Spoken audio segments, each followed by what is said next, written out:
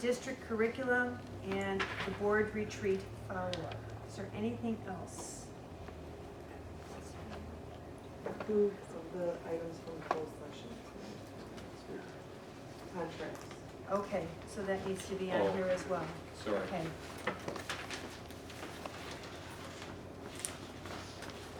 So for the board retreat follow-up, are we gonna be actually approving goals? We should do that in July. I wasn't sure what the board retreat follow-up entailed. I don't even know what the board retreat agenda is. Usually, No, but usually we give a high-level update, I think, for those community members not attendance. It's gonna be great. Yeah, district goals are down as July. So we'll discuss them. Oh, district goals are down to be approved in August. According to the form. Anything else? Nothing original. Okay, open forum? Please. Do I have to state my name again? No, I think that's Sedlack. fine. I want to thank every member of the board. Thank you for listening.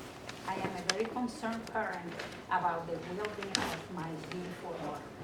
And the case of my daughter has been a case of a harassment, humiliation, and discrimination to the school, to hold the school year, where Mr. Vandekar as well as Mr. Superintendent have failed to investigate properly.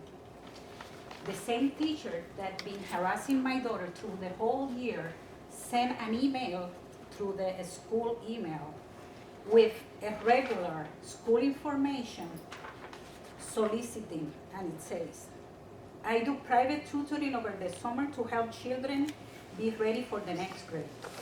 Being familiar with the Pleasantdale curriculum, I have been doing this for 10 years in this district, but it's not connected to Pleasantdale Summer School at all. If you are interested in more information, please email me. Email me where? To the school email address during working hours when we, as a taxpayer, pay the teachers to teach our kids. I addressed Mr. Vandekar about it. If there's any policy about a staff member soliciting, he told me he was not aware, but he will look into it. I spoke to the superintendent yesterday, and I asked the same question. He did tell me that it was a policy. Okay. In April 30, I was called again at work by the school nurse. The same nurse who took the temperature 3 times with a faulty thermometer, and the same teacher who sent my child to the nurse. The nurse asked me, Ms. Campos, did you test your daughter for the influenza virus on your return from your return to Mexico? I told her no, because the doctor who saw her after our return told us that it was not needed. My child was not showing any sign or symptoms of the influenza, and according to the IDPH recommendation, it wasn't needed. You already have a doctor's statement allowing my daughter to go back to school. Okay, she hung up. 5 minutes after that, at work, I received a call from Mr. Vandekar. Ms. Campos, you have to come and pick up your daughter. She has, before they didn't tell me she was in the nurse's office. She's been brought to the nurse's office because she's been complaining of coughing, headache, stomachache. Those are flu-like symptoms, and according to the IDPH recommendation, she has to be tested. I couldn't understand how come she wasn't sick at all in the morning. She saw the doctor before. I went to the school and picked up my daughter. When I arrived, Lizzie was happy. She was laughing, telling me how great Lisa was with her. I said, Lizzie, why you came here? She said, Miss McFadden told me to go to the office because you will pick me up. She told me Lisa was telling me, she was teaching me some German words. Mom, can you take me to eat because I'm hungry? She told me my whole class went to eat, but I was not allowed to eat a lunch that I paid for because I have to wait for you. I told Lisa I was hungry, and Lisa told me, you can eat your snack. That's what she did. I On my way to the school, I bought a thermometer again. And I took my child's temperature. I was told by Mr. Vandekar the temperature was 99. When I arrived to school, the temperature was on the 98. Lizzie wasn't coughing. Lizzie was showing no sign of symptoms of influenza whatsoever. I met with Mr. Superintendent that day, and I asked him, why are you doing this to a child so early in life? Show me please, sign of symptoms that you were talking about. She's not coughing. She has no fever. She has no runny nose. She has no watery eyes. She's hungry. She wasn't allowed even to eat. And you told me, regardless she's sick or not, I have to have her tested, following the recommendation and to protect other children. I am not an idiot. I am a healthcare professional for 19 years, and I am able to recognize what are signs and symptoms of a sick child, okay? I took my child, as he forced me to do from school, a healthy child, straight to the doctor's office. I arrived to the doctor's office, I explained to him, he saw me, he checked the child, took her temperature, told the nurse, call the school, I want to talk to the nurse. Lisa talked to the doctor's nurse, the nurse said, why are you sending Lizzie here? The child is not sick. IDPS recommendations say sick child, fever over 100. Lizzie have none of the symptoms. Nurse Lisa told the doctor's nurse that was the superintendent call to have her regardless, and she would not be allowed unless she's tested for the test.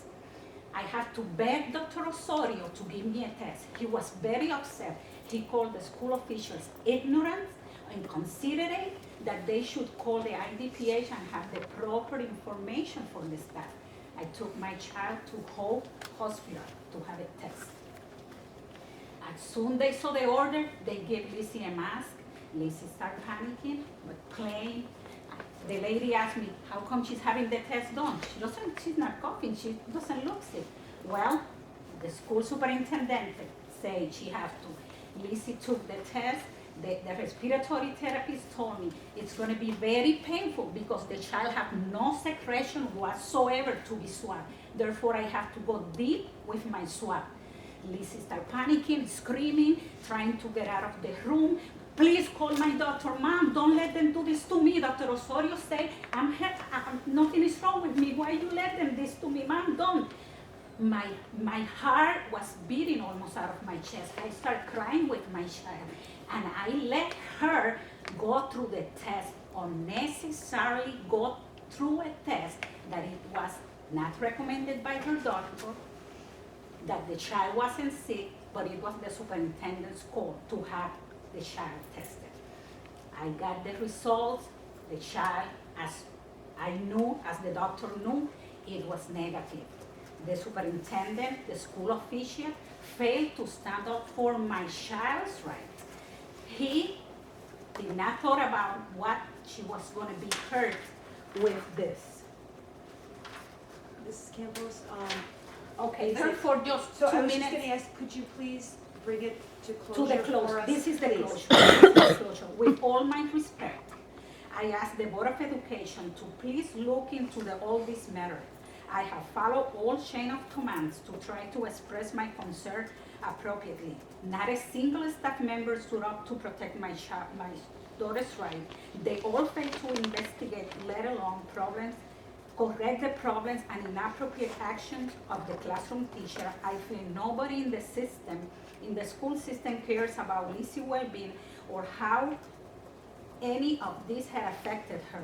I would like to get a response on this following. Why my child was not allowed to change teacher when I requested from Mr. Vandekar? He said no.